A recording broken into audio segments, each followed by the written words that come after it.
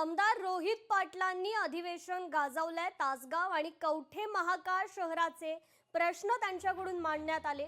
विविध योजना नगरविकास खात्याकडे प्रस्तावित करण्यात आल्या। नगरविकास खात्याकडून निधी आणि मंजुरी मिळावी अशी मागणी आमदार रोहित पाटलांची आहे। तासगाव आणि कवठे महाकाळ नगरपालिकेच्या संदर्भामध्ये बोलण्यासाठी उभा आहे। नगरविकास या पुरवणी मागणीची मागणी करत असताना आज शहर हे शहरासारखं असलं पाहिजे, मोठं खेडं नसलं पाहिजे, हे धोरण ठेवून आम्ही काम करण्याचा प्रयत्न करतोय।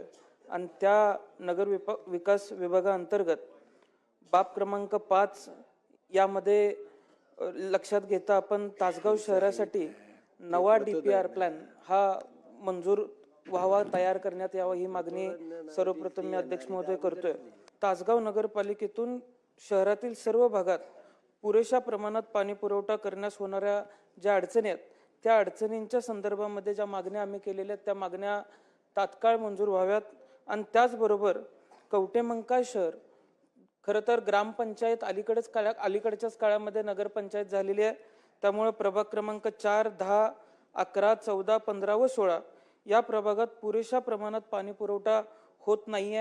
शहरातल्या हॉस्पिटल्समध्ये औषधांचा पुरवठा हा व्यवस्थित व्हावा, कुठेही तुटवडा जाणवू नये।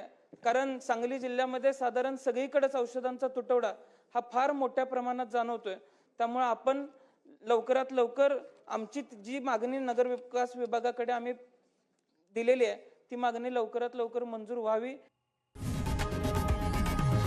लोकशाही मराठी ऐका, पहा, जागरूक रहा।